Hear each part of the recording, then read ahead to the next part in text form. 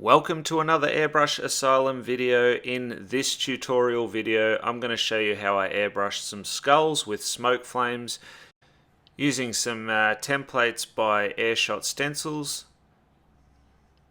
and it's all done on a 250 by 250 mil canvas, which is it just came pre-primed, so I'm just working straight on top of that. You'll notice I've just based the canvas in black. This is black Trident paint, just mixed with a little bit of reducer, so about a 1-to-1 mix, just to get my base color and coverage. And you'll notice I'm just showing you the different templates that I'm using, as well as some of the fire tool templates. So starting with the skull template, I'm just using a bit of white. Now this is relatively thin, so added a little bit more reducer so that I get less tip drying. That will also mean that it's a lot thinner to use, obviously, so it might mean that you need to do numerous coats to get the opacity, but I'm happy to have that sort of functionality rather than a lot of tip drying. So I'd much rather run my paint super thin, have less tip drying, and then control it from there. So as you can see, I'm using those different skull templates to get just the skull sketch, so I know where I'm going with them, just a bit of placement. And now using my fire tool templates, I am running some smoke flame in amongst the skulls. So I use the fire tool templates, just those different curves to get a sharp edge, and then I freehand off that. So don't rely totally on the template, you need to do some freehand airbrushing as well. So I do all this now with the placement of the skulls, and then I'll come back in, and in a minute I'll start to render the skulls and really start to detail them, and then I'll rework my smoke flames later. So be sure to check out this video in its entirety so that you can see the whole process and how it all evolves. Now continuing with my white, I'm now starting to, as I mentioned just before, shape those skulls, right? So I'm using that white to paint in all my bright white highlights. As I'm moving along, I am sort of adding in some of those wispy areas coming out, like the little licks of smoke flame coming out from the eye sockets, just to really bring the fire in amongst the skull so that it's all sort of intertwining and reacting with the artwork, rather than just having a layer of skulls and then a layer of fire on top. I want to make it look like that fire is really moving throughout the skulls. You'll notice I've added a bit of an eyeball in there, so just playing around with it. Always looks pretty cool having the eyeball and then just a bit of that flame lick coming off that. And at the moment I'm just sort of focusing on getting my base white in there. I'm not too worried as yet about creating lots of texturing and detailing. I'm just sort of mapping it in from my initial sketch. So just quickly, the products that I'm using in this video are the Iwata HPC S Eclipse. That's the airbrush I use to complete the base color on this canvas. The airbrush that I'm using for white is the GSI Krios PS770, and later on I'll be using the CMSB Micron, the side feed Micron, for all the detailing. So all these products I'll list in the description below, so I'll have some links there so that you can check out these products or purchase them if you wish.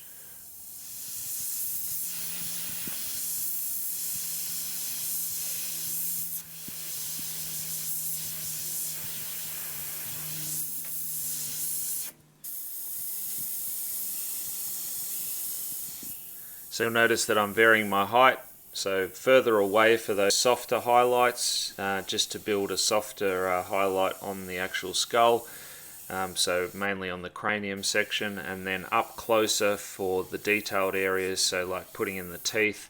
And you'll notice that it takes a few coats to really get it brighter in certain sections. So as I mentioned earlier, I am running with a thinner white, so that's going to save a lot of tip dry issues. However, that means that I'm going to need to coat over the white to get the opacity up there if I want a more solid tone in a certain spot. So you'll also notice I'm brightening up some of those flame licks as I'm moving throughout the artwork, and just working in some of those finer skulls as well.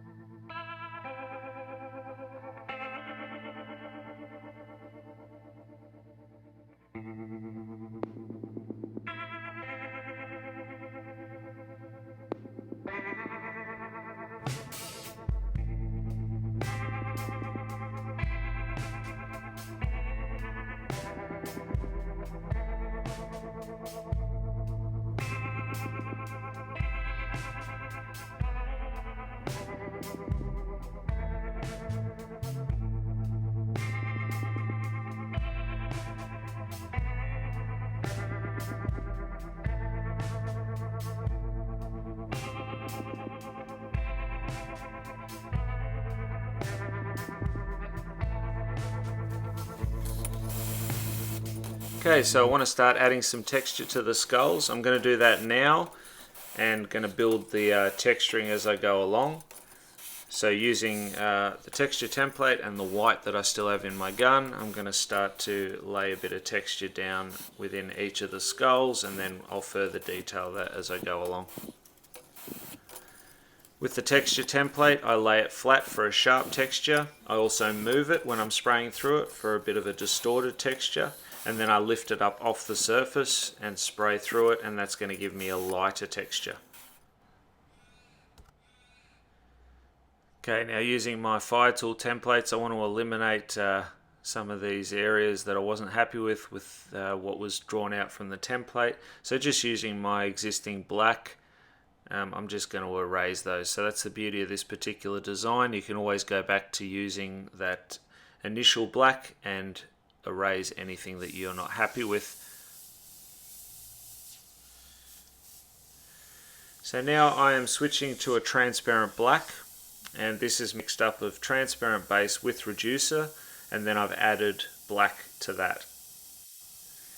And by mixing it up with the transparent base, it allows for your black to basically, you can shape all your artwork, but you're not going to eliminate all of the detailing. So it just allows you to get it darker in the spots that you need it, but then any bits that you spray over those textured areas aren't going to totally eliminate as a normal opaque black would.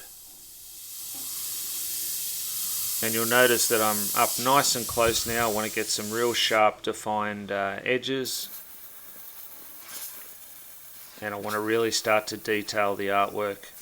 I'm using the templates as well to get some of those real defined sections to make, like the eyeball for instance, pop. So you can do it freehand as well, but if you want that really sharp edge, then I'd recommend using the freehand template.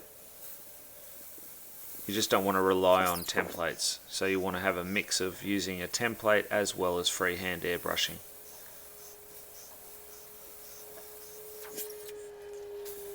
So up nice and close for the teeth, pulling back only a little on the trigger. You'll notice my finger sits over the trigger, and that way I can just pull back a little bit, like it's only a fraction. I'll move my finger to get that real fine detail. You want to keep moving with it as well so you don't build up too much paint in one area. You'll also notice that I am using a shorter trigger for this airbrush, so these are available from schoolofrealism.com if you're interested. This is a trigger that's designed by Blair. And it does make a difference to your airbrush. It makes it quite a bit more comfortable, and you can also pair this with a soft spring if necessary. And I do hope that you're enjoying this video so far, and if this is the first time to the channel, then welcome. For all our regular viewers, welcome back. Feel free to hit subscribe, tap on that bell icon, and that will notify you every time I put out new content. And if you're enjoying this video, by all means share it out, and let's build this airbrushing community together. So just gradually adding more and more detail to the skulls. You can see how much it's shaping it now with the transparent black. If you're not confident to just do it with these two tones, you could add another transparent black before this tone, which is sort of a mid-tone, and then that will allow you to sort of shape it without being as harsh straight off the bat. So just gauge it on your airbrushing experience and see whatever works best for you.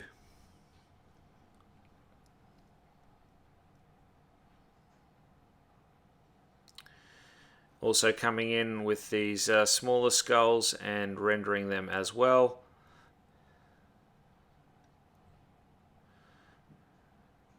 Again, be careful when you're doing the teeth. You're going to be up nice and close, and just control your spray.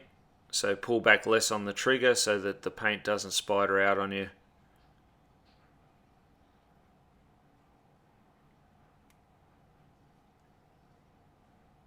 You can also go back to utilizing your freehand templates if you're struggling to shape these skulls as I am, virtually freehand off what I've laid out earlier. And also if you're struggling to get some of those sharp edges, you can definitely utilize the freehand templates to reshape it.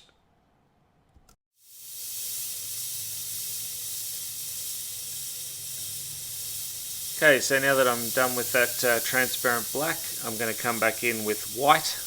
Again, this is over reduced white, and I'm just going to start to really add my highlights.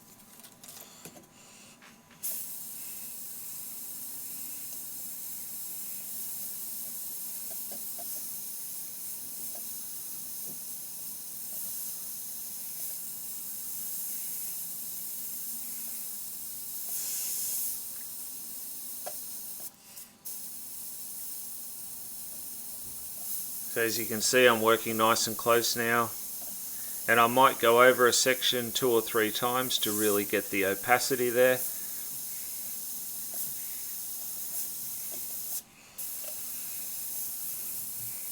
It's just nice and close and pulling back only a little bit on that trigger finger. You want to be really careful now because you're final detailing, and you don't want to overdo it. You don't want to put white everywhere. You want to just highlight certain areas.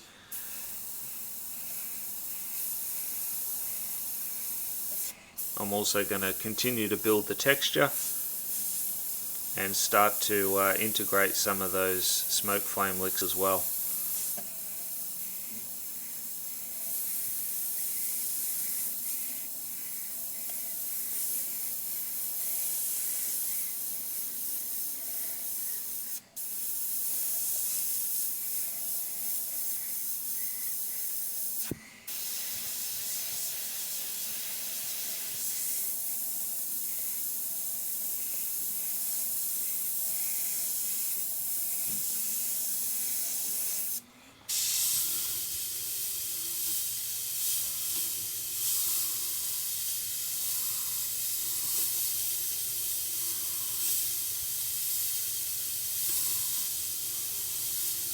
Adding some bright white highlights to the edge of those cracks to make them appear a bit more three-dimensional.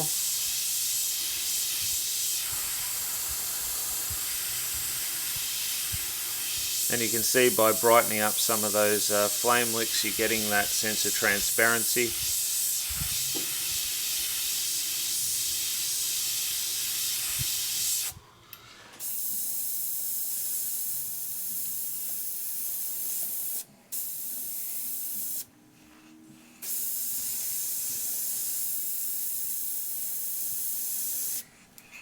Okay, so a bit of stippling for the texturing, so just building that up in certain areas. mainly in the heavily highlighted spaces, just to add a bit more detail to the cranium rather than just having the skulls flat. So texturing definitely helps.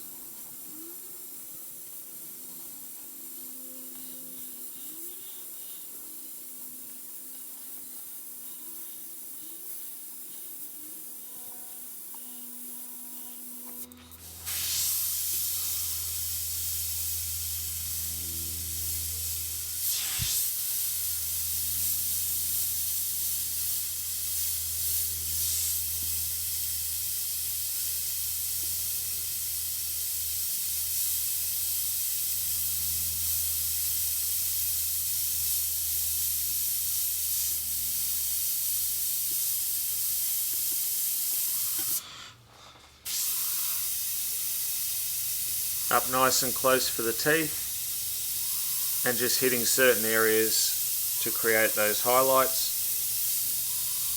Just on the lower jaw as well. So again, these are obviously stylized skulls, they're not intended to be ultra realistic.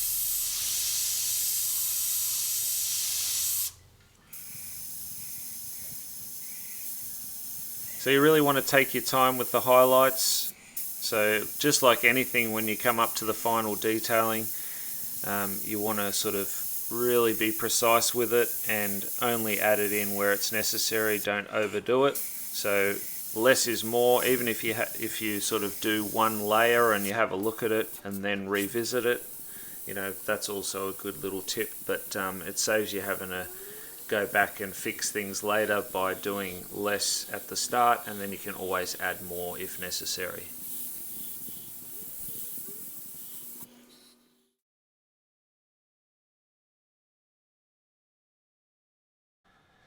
So working these finer skulls, like the really tiny ones, you definitely have to be even more accurate. But if you work up nice and close, this particular airbrush runs a 0.18mm needle nozzle setup, so the same setup as the CM-SB Micron has, the one that I was using earlier, the side feed airbrush. So you can get nice fine detail with this brush. So just you really got to make sure that your paint is mixed correctly, and that your pressure is also at a perfect PSI to get the most performance out of this airbrush. So generally with my paint, I run at a 30% paint, 70% reducer, and I turn my pressure down to about 18 to 20 PSI.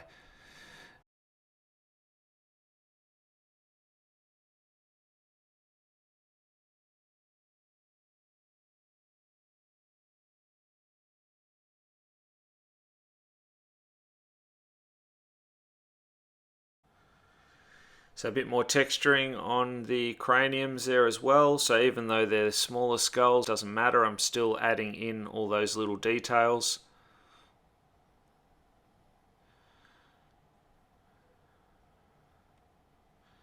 And incorporating some of those smoke flame licks as well. Now I'm brightening up some of the smoke flame. So just having some of the hotter spots within the fire. And now that a lot of the rendering's done, you can sort of work on top of it with these smoke flames to create a more 3D element.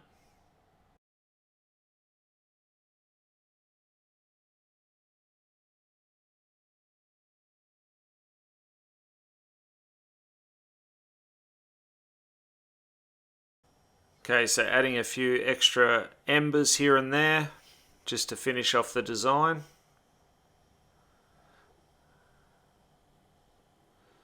So just using the edge of that template to start the ember and then freehanding off that, and then you can come back in with the template like so to brighten it up.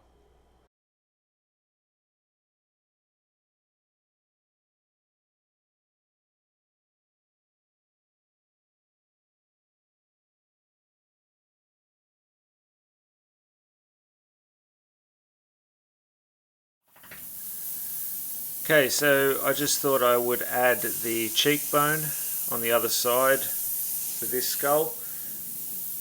So I'm just using white and rendering that in. Keeping in mind that the smoke fire is working its way over the top of it, but I just felt that by putting it in, it's just going to make this artwork look a little bit better. So you can quite easily adjust things, obviously, by just using the white and then following through the steps that I did to create this artwork. So while I've got the white, put that cheekbone in, brighten up some of the other areas around it and texture it. And now coming in with my transparent black again, I'm going to detail it. It's not going to need a lot because it's kind of hidden behind that smoke fire, but I think it just finishes off this artwork.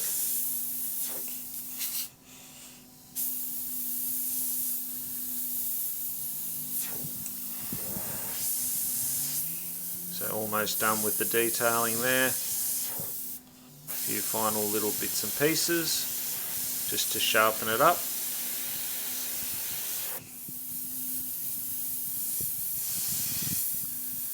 I'm shading some of those teeth. And then while I've got the transparent black, I'm going to just adjust a couple other areas within the artwork that I thought were a bit bright.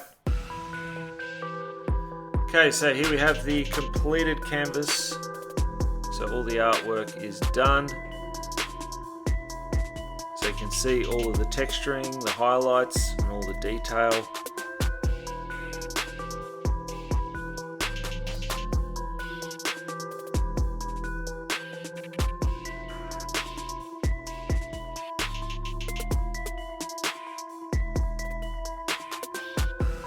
I do hope that you enjoyed checking out this video tutorial. Until next time, go grab your airbrush, do some amazing artwork yourself, and I will see you again very, very soon in the next video. Thanks for watching. Bye for now.